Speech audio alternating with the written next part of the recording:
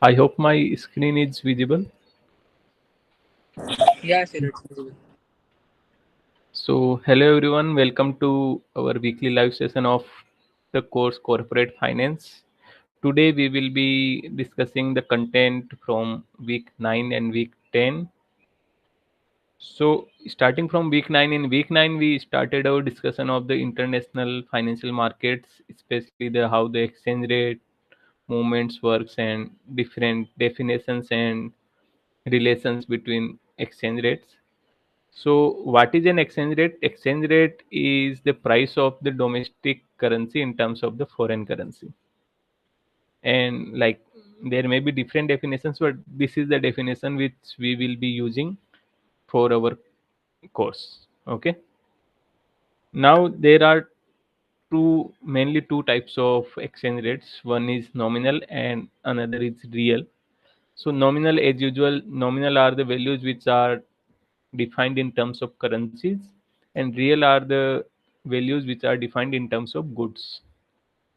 And the relation between the nominal and real exchange rate is defined by this equation, where this epsilon is the real exchange rate and is capital E is the nominal exchange rate, and P and P star are the price level.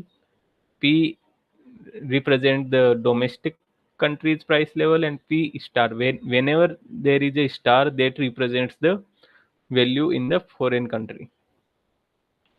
Okay, so here, for example, if we are looking at the exchange rate between India and China, if we consider India is domestic country and China is foreign country, then P will be the price level, which is generally referred by the GDP deflator.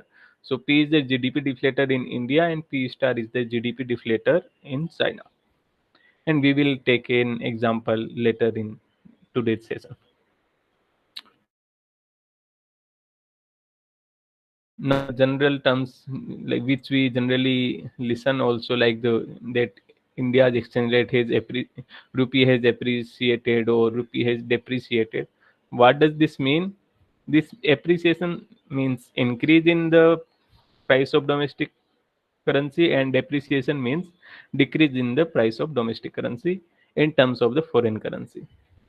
And whenever we listen that Indian rupee has appreciated or depreciated, that means it is in comparison to the US dollar, because most of the countries are like compared with respect to US dollar. Okay. Okay.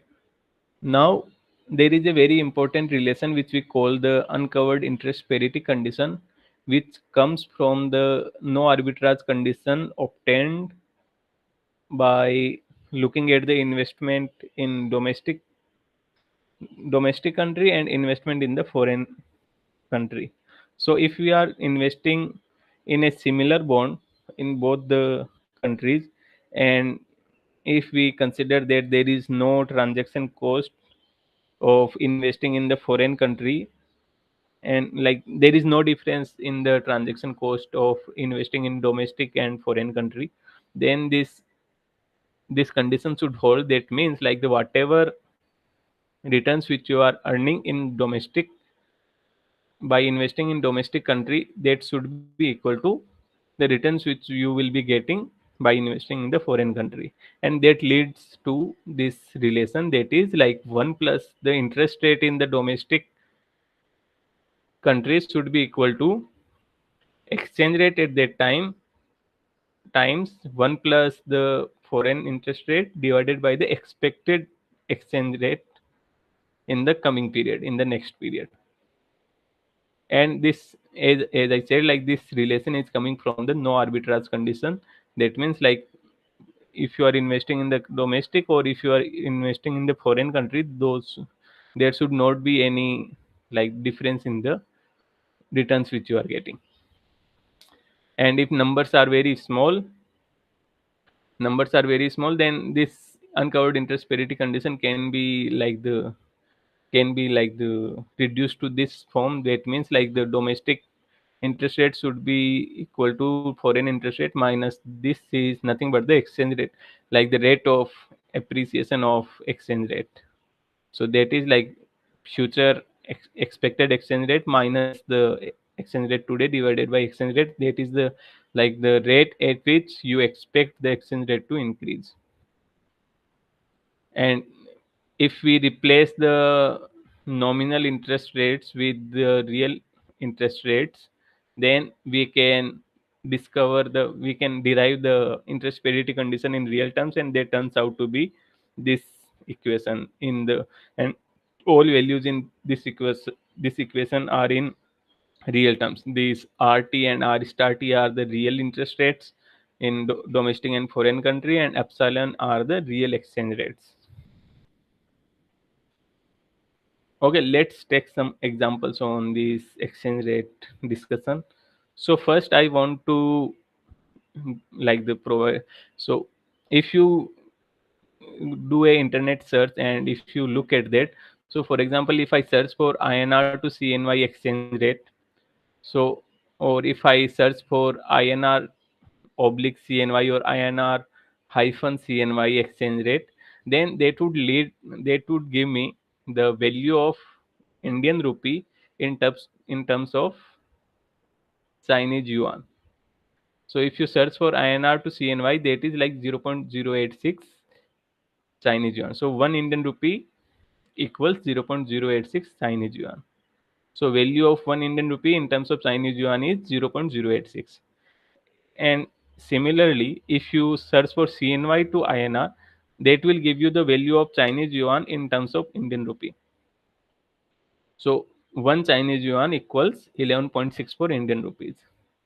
So main conclusion from this which I want to give you, and which you have noticed in your GA also, and you should also follow this convention while you are solving in the questions in your exams also. That is like whenever the country which comes first, whenever this exchange rate is written, so whether the question asks you to find out the INR CNY exchange rate or CNY INR exchange rate, the country which is coming first, that is you should consider that to be home country, and country that is coming second, you should consider that to be foreign country.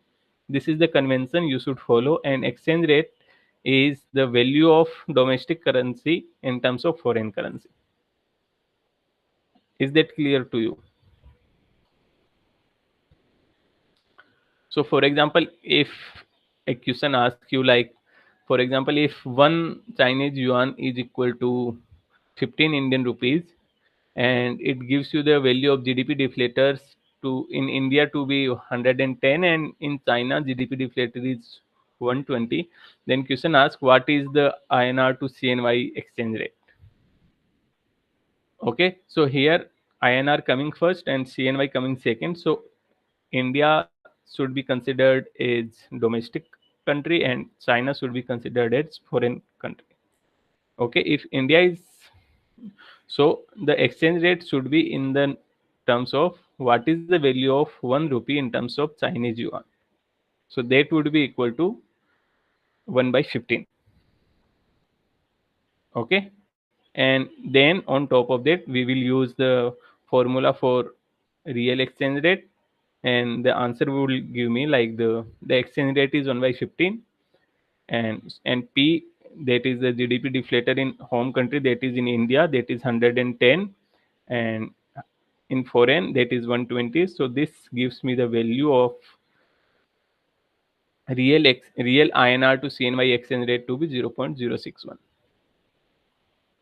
While if the question asks you the reverse real exchange rate, that is CNY to INR exchange rate, so first the nominal CNY to INR exchange rate is 15, and here now you should consider China to be domestic country and India to be foreign country. So P should be 120 and P star should be 110. If you use those values, then the real CNY to INR exchange rate, that would be 15 times this 120 by 110, and that gives you the real CNY to INR exchange rate to be 16.36. If you have any doubts, any concerns regarding these notations regarding exchange rates, please let me know. I will explain again.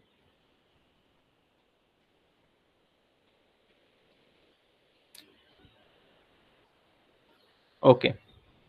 Now let's take an example for the interest parity conditions, uncovered interest parity conditions, and that comes from the no arbitrage conditions, as I discussed earlier.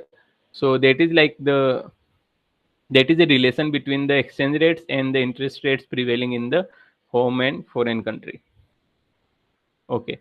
Now let's suppose question asks like the prevailing interest rate in India is 10% and prevailing interest rate in China is 8%. Then what is the expected rate of appreciation of INR to CNY exchange rate? Now again, INR coming first. That means India should be considered as home country or the domestic country, and China should be considered as foreign country. And from the interest parity condition, like we can derive the expected rate of appreciation from these two interest rates. And how do we do that? So we rewrite the interest parity condition in this form, and the second term in this denominator, that et plus 1 expected exchange rate in the next period minus exchange et divided by et, that is the expected rate of appreciation of the exchange rate. And here the domestic interest rate that is in India, that is 10%, and foreign interest rate that is in China, that is 8%. If we put those values, from that we can derive the expected rate of appreciation, that turns out to be minus 1.82%. Or we can say like the INR CNY exchange rate depreciates by 1.82% if these are the interest rates prevailing in these two countries. Okay.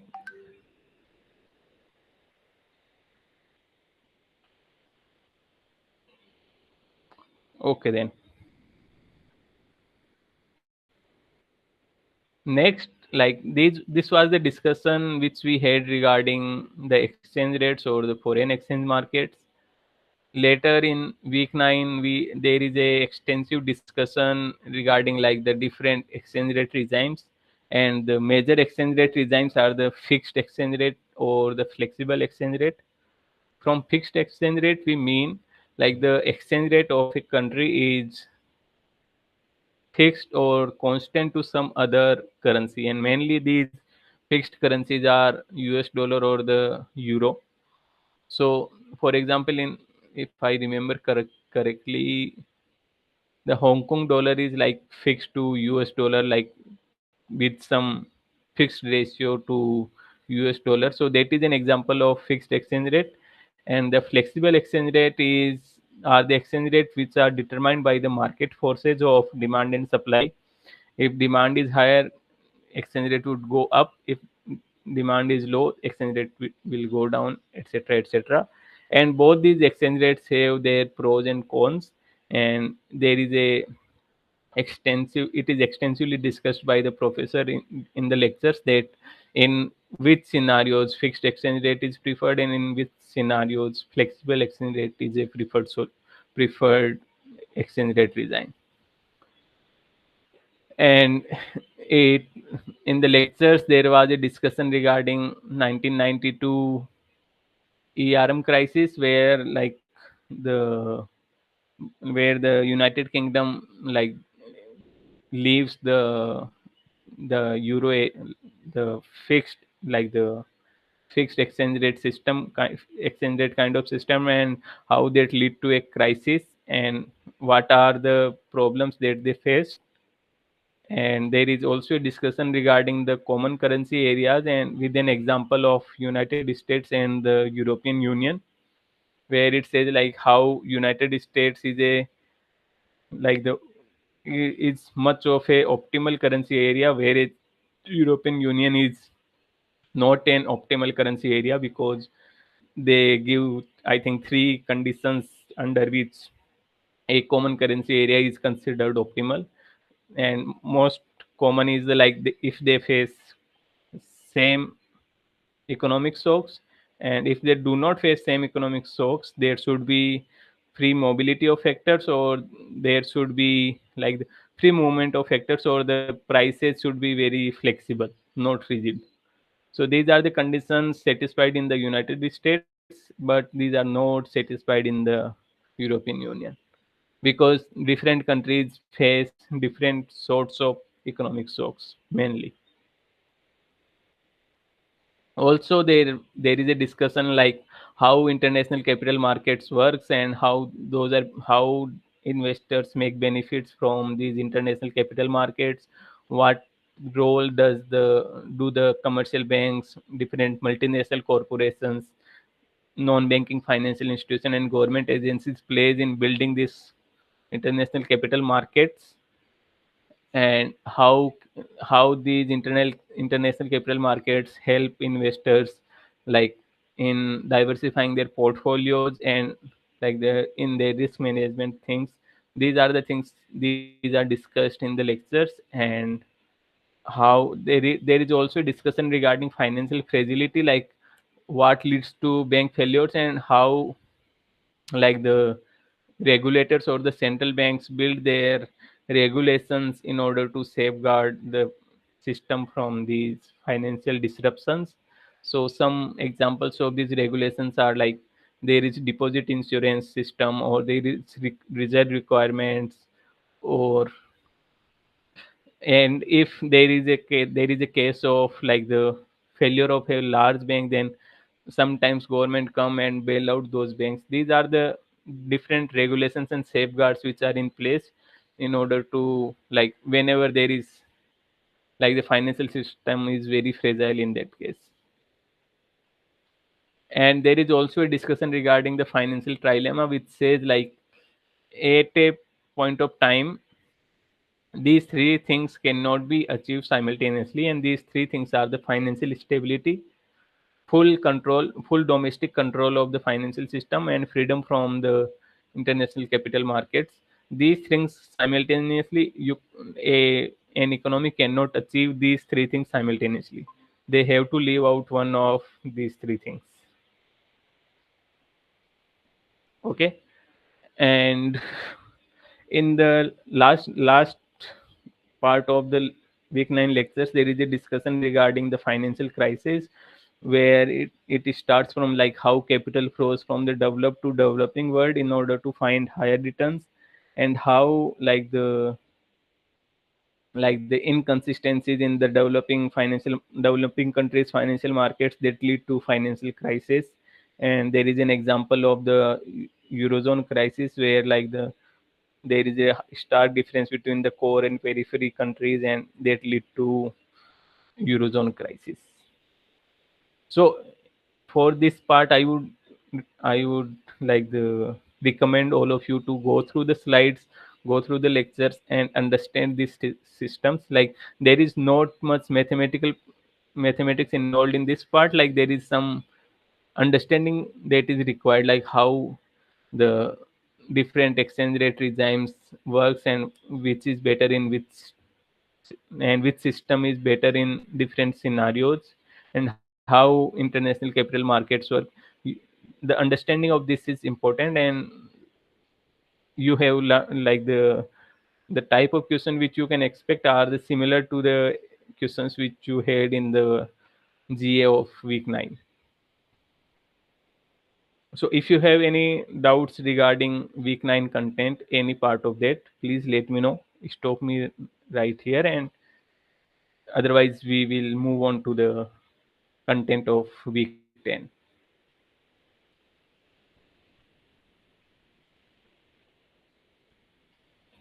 No doubt, sir.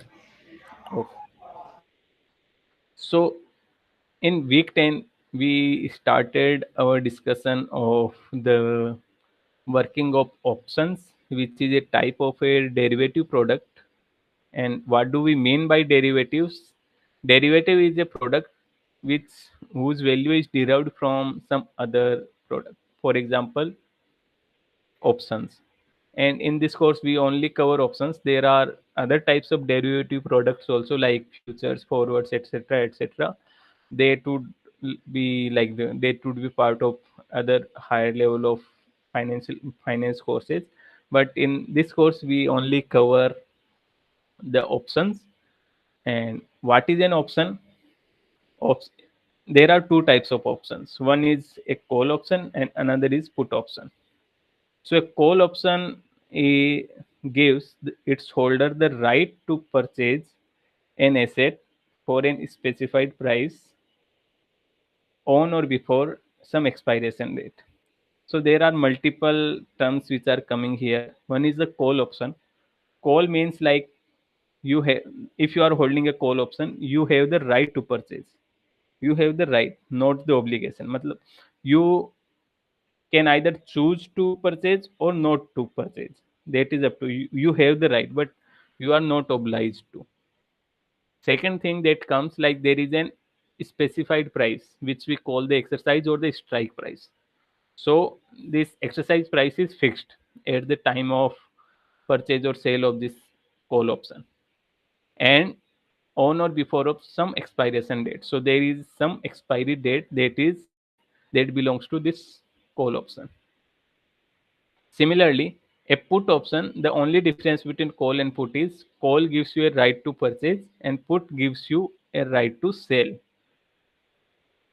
the the underlying asset. The asset can be anything. This asset can be, like in general, we take an example of asset to be shares of a particular company. It can be a market index. It can be any currency or the exchange rate, any other financial asset that can be the underlying asset on which you can define a option. You can like produce an asset. Okay. And the price at which these options are like the sold or purchased is called the premium. So in the case of call option, we call it a call premium and put premium similarly. So for example, like in this form we can define the options. So a 3-month call option on Tata Motors with a strike price of 820 is priced at rupees 10.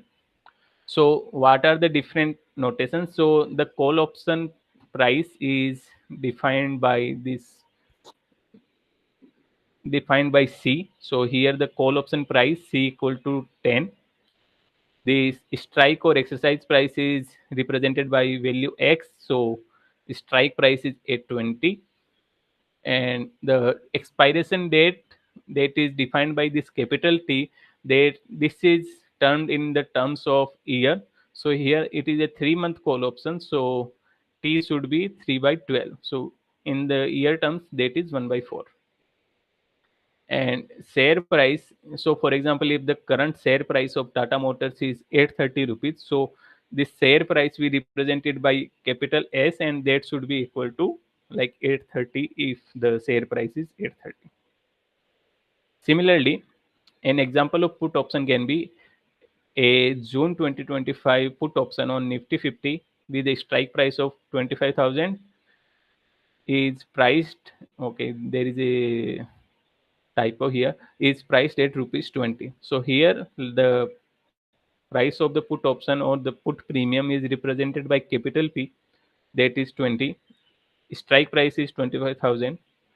June is 3 months away, so it is equivalent to, so if you look at any like the pricing tool like Reuters or the Bloomberg, etc., they like they represent these options in this form only. Like they give you the month and year of the option. So in like June 2025, so you have to compare it to the current period. So currently it is March. It is given in terms of June, so it is also like 3-month put option. So here also the expiration date in terms of year is 3 by 12, and the share price here, the current share price that would be equal to the current value of Nifty 50 index. and you can go online and search like what is the current value. That is, I think, around 23,000 right now. Okay, now what are the different terminologies associated with options? So an option is called in the money if it is producing a positive cash flow. So now first we need to understand like how an option generates a cash flow.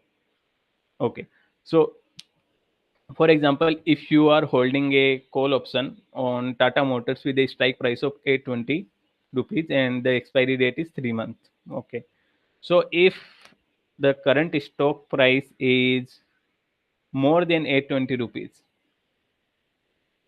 for example, if it is more, if it is 830 rupees, then it will be in the money. It will be generating a positive cash flow. So question arises like how it is generating a positive cash flow. So you have a call option. That means you have right to purchase this Tata Motor shares at 820 rupees. And but in the right now in the market, the share price is 830 rupees. So it is desirable for you to exercise your call option and like the get purchase this Tata Motor shares at 820 rupees and immediately sell in the market at 830 rupees. So you will generate a positive return or positive profit you will be having in this case if the share price is more than 820 rupees. At the same time, if the price is less than 820 rupees, so for example, if price is 810 rupees for the Tata Motor shares, then in that case, there is no sense in exercising your call option, because if you exercise, you will be purchasing the Tata Motors share at 820 rupees, but in the market it is available at 810. So it does not make any sense for you to exercise the call option. So because you are generating a negative cash flow, because if you exercise that, then you will generate a negative cash flow, and in that case option is said to be out of the money. And if the strike price and the current share price, both of them are same, then option is said to be at the money, and in that case it generates a zero cash flow. That means if you exercise or if you do not exercise, in both case you like the you your option is generating a zero cash flow of zero value. Similarly, in the case of put options, put option gives you a right to sell. So things reverses in this case. For example, if you take the example of 3 month put option on Nifty 50 with a strike price of 25,000. So if the in June 2025, if the Nifty 50 index value is more than 25,000, then in that case it does not make any sense for you to exercise your put options, because if you exercise, then you have to sell your you, ha- you then you have to sell Nifty 50 index at 25,000, but the current market index value is more than 25,000. That means if you use the market, then you are getting more than 25,000, but if you are using your option, then you are getting only 25,000. So it is more desirable for you to go to the market and do the selling there, not using your put option. But if the index value is less than 25,000, then yes, then exercising the put options makes sense, and you will be generating a positive cash flow. So in the case of put options, if the share price is more than the exercise price, then your put option is out of the money, and you should not exercise the put option. At the same time, if the share price is less than the strike price, then your put option is in the money, it generates a positive cash flow, and you should exercise the put option if you are holding that. Is this concept of in, out of, and at the money is clear to you? Okay. Now there are two major types. Like the two types are the call and put options. But in terms of like the usage, like the when it should be used, in that sense there are two types. One is the European and another is the American. It does not it does not define the geographical, like the it does not define the geographical value, but it is in terms of the like when an option can be exercised. So a European option can only be exercised on the expiration date. So for example, if a option is defined with the expiry date of 22nd June 2025, so that option can only be exercised on that date only, 22nd June 2025.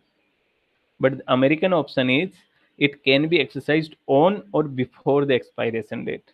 So if the expiry date is given as 22nd June 2025, then it can be exercised any time before that. So it can be exercised in May also, it can be exercised today also, anytime. So this is the difference between European and American options. And this we have already discussed the value of the options. So a call option has the value of stock price minus the exercise price. If the stock price is more than exercise price, and zero in all other cases. And a put option generates a value of exercise price minus the stock price if the stock price is less than exercise price, and zero in all other cases. And if we look at the profits, then if we are looking at the profit, then we have to subtract the price or the premium which you are paying for the option. So if you are paying C amount for a call option, then the profit from a call option would be ST minus X minus C if you are if the ST is more than X. ST is the stock price and X is the exercise price. Okay. And there is like the selling of options is also referred as writing the options. So if you are selling the call option, it is similar to saying like writing the call option. Or if you are selling a put option, it is similar to saying the writing a put option.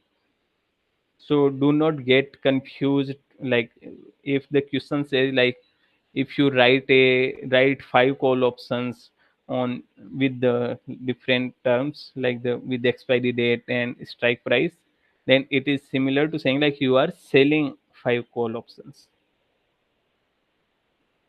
And how these options are like the useful, like the then there are some strategies which are discussed in the lectures, like the which are named as protective puts, covered calls, straddle, strip, swap, and there are many more which we have not covered in this course. But there are many strategies which can be like the form using the options and the underlying asset. So there is a butterfly and bull, etc. Many strategies which you can, which like the if you are more interested, then I would recommend you to like the follow any textbook on the like the finance, and that will give you like the whole lot of different strategies. And we will have a look at like the strategies which are discussed in our course, and I will like the take examples of each one of them. And at the end, like at the end of the week 10 lectures, there is a important relation which is called the put call parity, which is derived.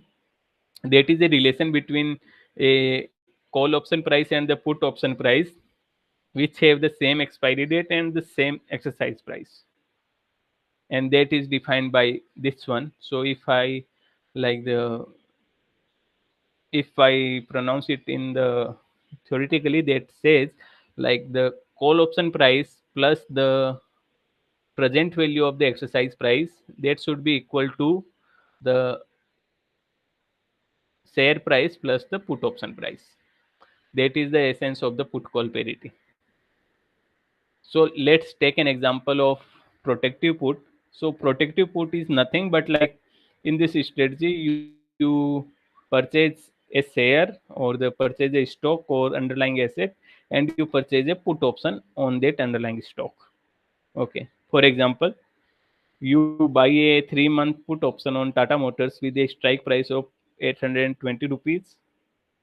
This price of this put option is rupees 5, and you also buy a share of Tata Motors for rupees 815. So current this 815 is the current price.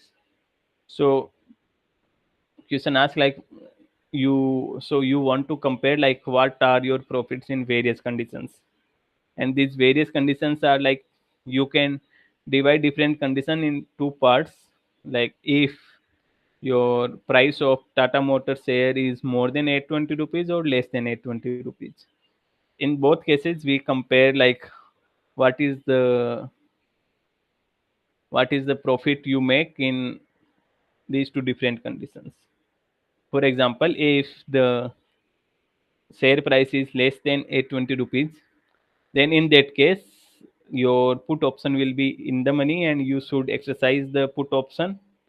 So in that case your net value will be, so the value that your option will generate, that would be x. So profit that you would be generating will be x minus s naught minus p. So for example, if the share price is 810 rupees, in that case you will be exercising the put option, and if you exercise the put option, then you will generate x minus s naught in the value and minus the p, that is p is the 5 rupees. So your total profit would be 820 minus 815 minus 5, that is equal to 0. And on the other side, if the share price is more than 820 rupees, in that case you will not exercise the put option because put option is generating negative value.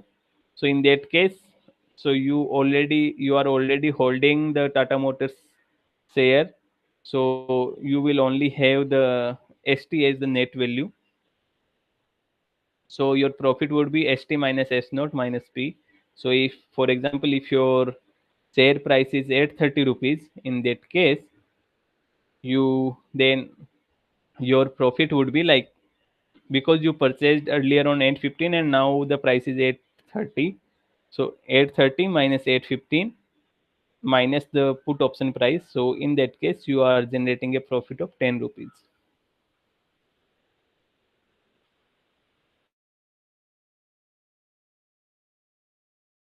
And you can do this different prices. For example, if the share price is or more or less, so if the share price is rupees 800, then what will be your profit, what will be your profit? And if the share price is 840 rupees, then what will be your profit in both cases? Okay, so this was the strategy called as protective put, in which you are purchasing the one share and one put option. A similar strategy is the one which is called the covered calls, in which you buy a stock and you sell the one call option, or in other words, you write one call option. So, for example, you write a 3-month call option on Tata Motors with a strike price of 820 rupees at a rate of rupees 10.